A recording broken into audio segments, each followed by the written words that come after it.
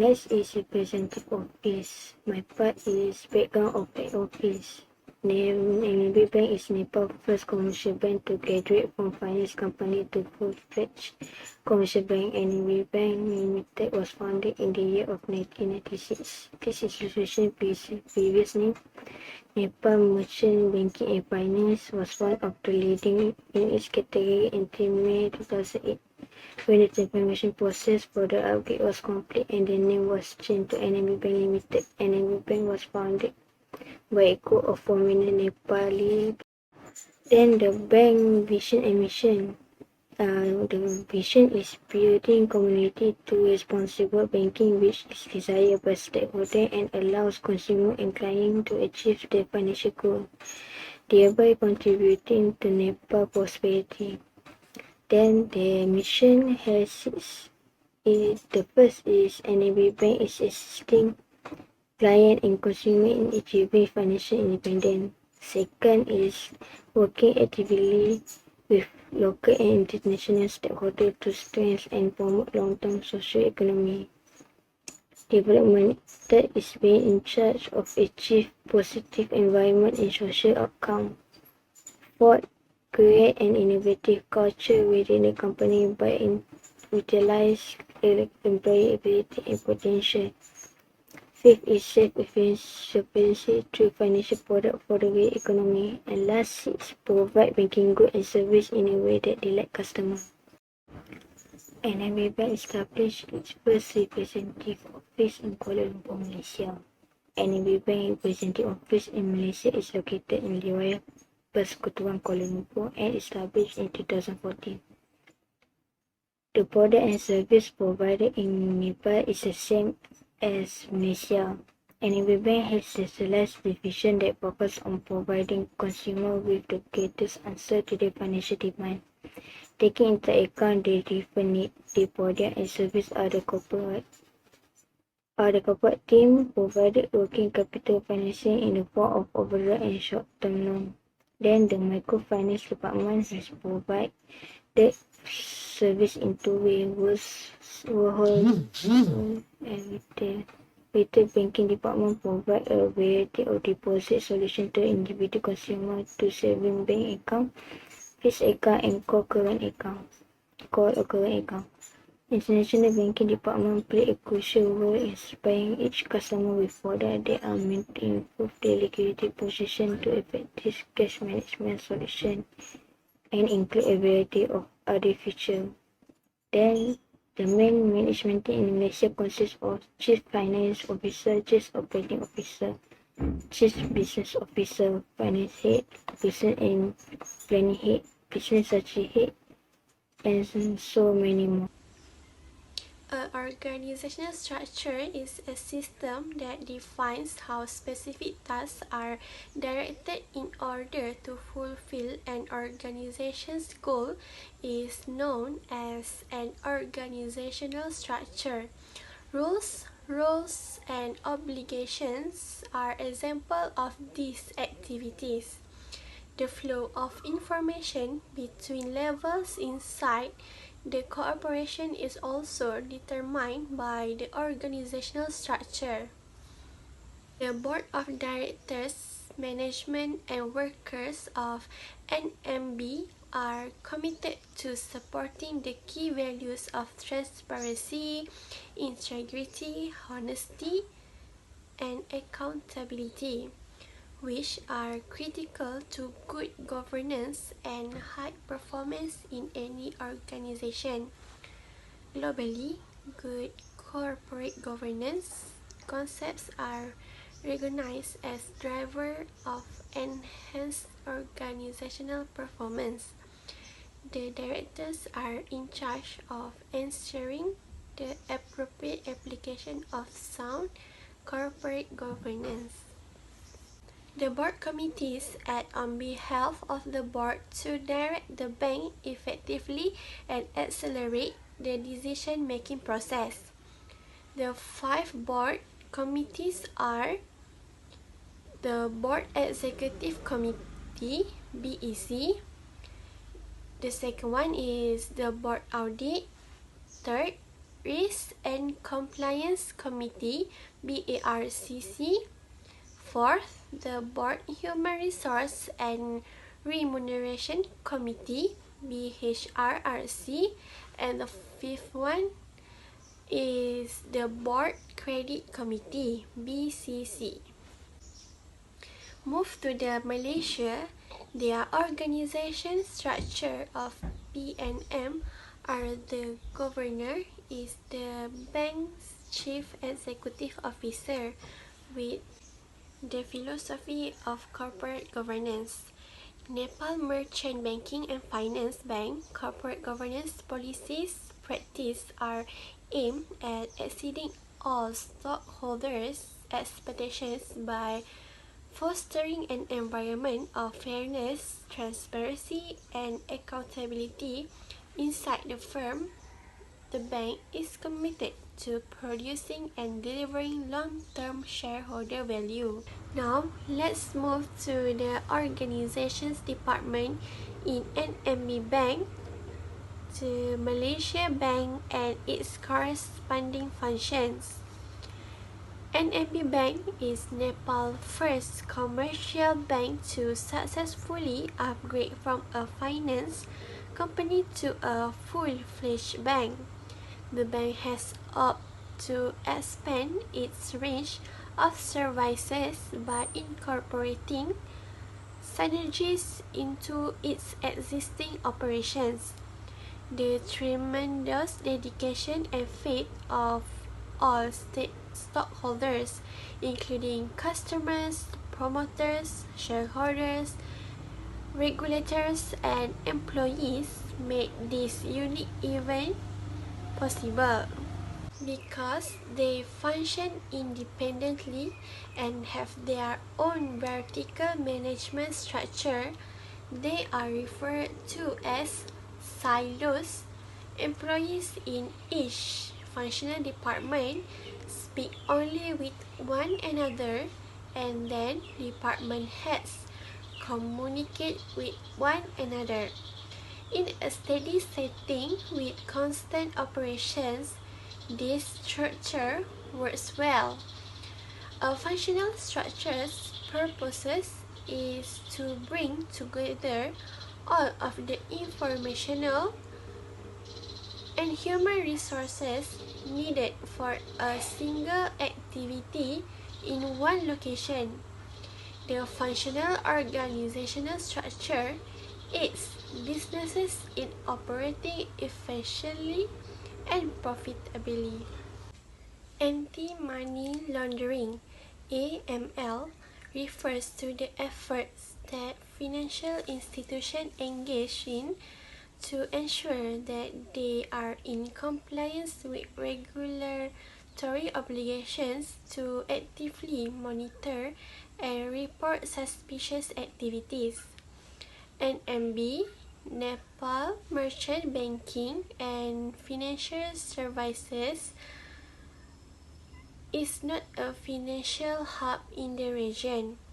Government corruption, a vast and open border with inadequate border economy render the country vulnerable to money laundering and terrorist financing. Meanwhile, Bank Negara Malaysia (BNM), the Financial Action Task Force (FATF), completed to follow up mutual evaluation report in 2018 on Malaysia's implementation of anti-money laundering and counter-terrorist financing criteria. Malaysia was found to be compliant with 20 of the FATF's 40 recommendations and partly compliant with 18 of them. Malaysia is not on the FATF list of countries that have been identified as having strategic AML deficiency. Now, we move to the achievement NMB Bank has accomplished. NMB Bank has been awarded as the Bank of the Year 2021. This award is the first award recognized to the bank. The first time Any financial institution in Nepal has received such an honor. Apart from that, NMB Bank has proven to be a great bank as it is able to beat big banks in fierce competition. NMB Bank has been named Asia's top bank, beating off fierce competition from Asian behemoths such as China, India, Hong Kong, South Korea, and Japan. NMB Bank stated in a statement that it is the first bank in Nepal to obtain this prestigious award, which is a historic achievement for the banking industry. In addition, for the fourth time in 5 years, the bank has been named the Bank of the Year 2021 Nepal. The prize was presented at a press conference on Wednesday at the Everest Hotel, which coincided with the Banker magazine's official announcement in London. Now, we move to the fees and charges imposed by NMB Bank. There are several fees and charges imposed by NMB Bank, such as personal account, personal loans and overdraft, mortgage loans, business account, business finance, international banking transaction fees, and lastly, banking charges. For personal account, it consists into 5 categories such as current account, savings account, fixed or term deposit, dream house savings account, and NMB Lite account. The information about the product from minimum balance until withdrawals condition as shown in the table. For personal loans and overdraft, the tenor is between 3 until 36 months with interest rates up to 80% and arrangement fee 2 until 8%. Next, for mortgage loans, the interest rate up to 12%, establishment fees 2%, valuation fees 1%. The mortgage loans tenor is up to 15 years and the deposit 25% of purchase price. For business account, it is consists into 3 categories such as current account, installment or call account, and fixed or term deposit. The minimum balance, interest rates, interest calculation, frequency or payment, and withdrawal condition for the business account product as also shown in the table. Other than that, for business finance, it comprises of loans or overdraft, business guarantee, and acceptance credits. Furthermore, the international banking transaction fees divided into 2 categories such as individual account and corporate account. The inward telegraphy, outward telegraphy, draft, and bills for collection for each product shown in the table.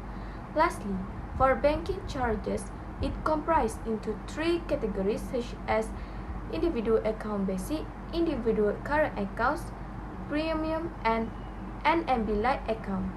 The information about the products from cash withdrawals fees until RTGS manual NMB direct has been written in the table. Assalamualaikum warahmatullahi wabarakatuh. My name is Azrita binti Rahmat from DIB6. For our presentation on Foreign Bank, the 3 of us from Group 5 would want to present about OCBC Bank. I will start by presenting the background of the head office of OCBC Bank.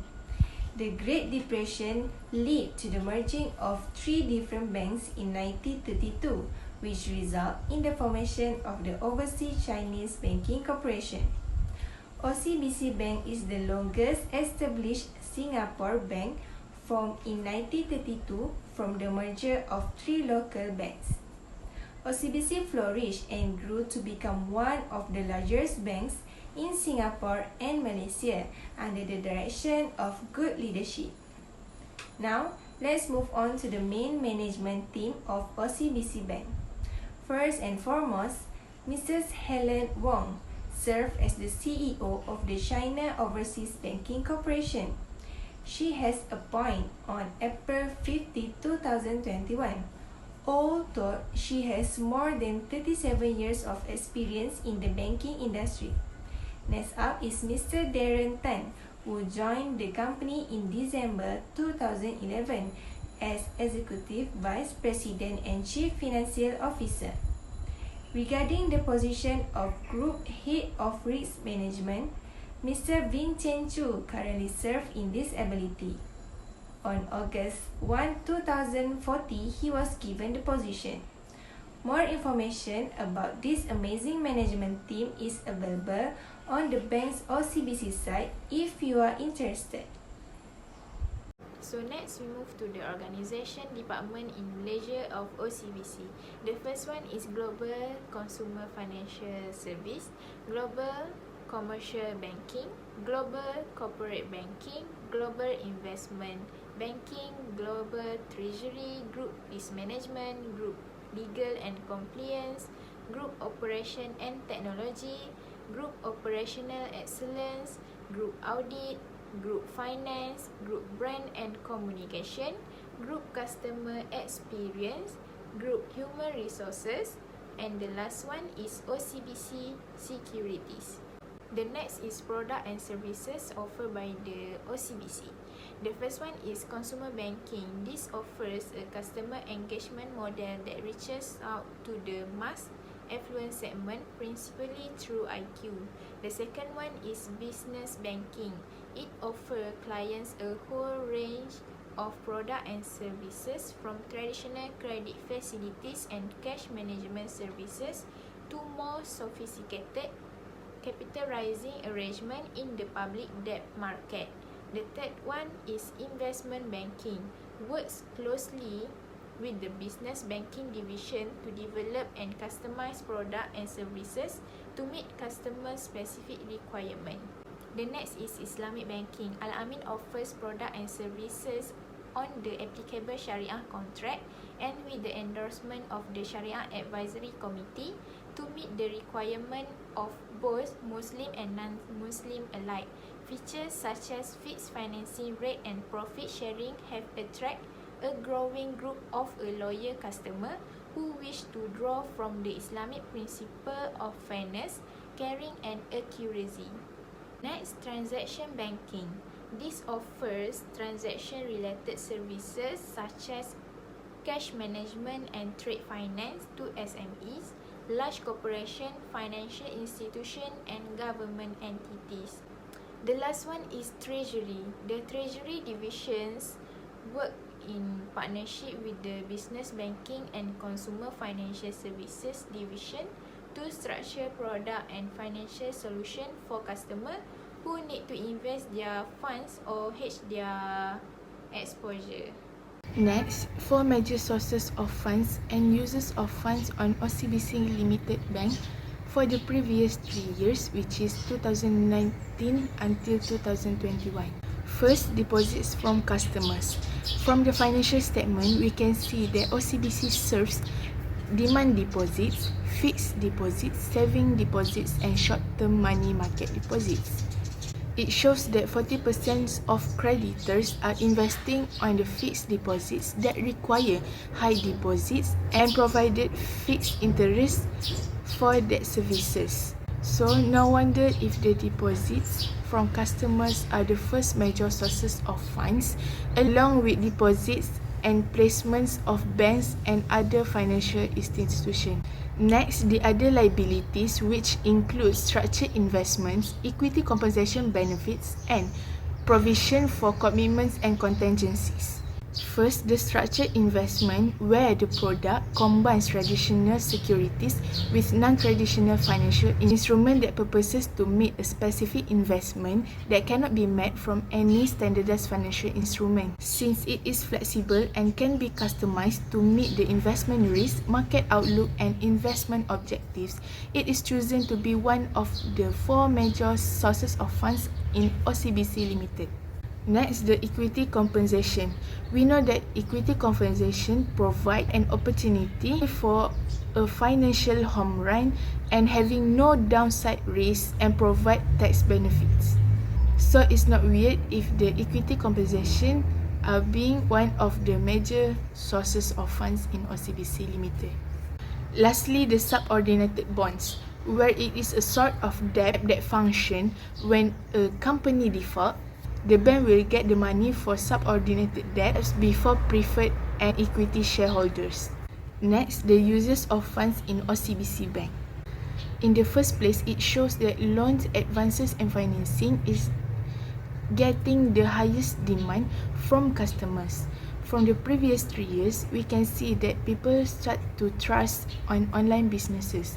So from that, we can assume that logically people are trying to attempt in online businesses, which drives them to apply loan for their beginning cash inflow.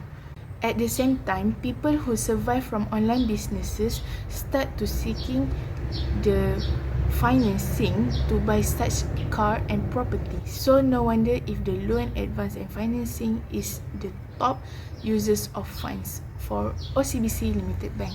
Second, the FVOCI, where banks buy some bonds and sells them to the customers. In this case, we believe that OCBC Limited has buy a lot of bonds and sells a large part of them to the customers instead of keeping them. Next, the cash and cash equivalent. As we can see, the withdrawal from the customers in ATM machine is unpredictable, along with bank customers drawing on a credit line. At the same time, to run the business on premises and ATMs, the bank also needs the vault cash.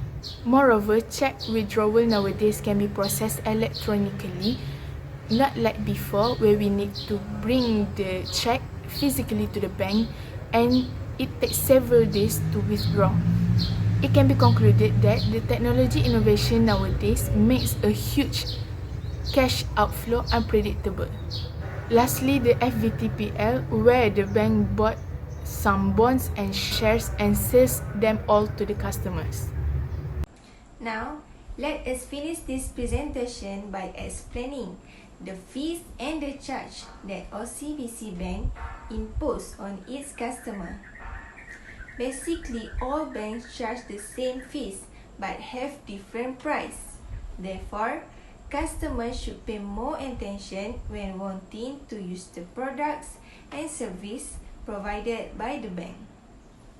For example, as we can see in the table below, for checkbook request product, OCBC Bank charge on stamp duty for 50 cents per check and service for courier for RM5 ringgit for up to 3 checkbooks. Alright, that's it from our group. I hope you have gained a better understanding on foreign bank now. Stay safe and thank you.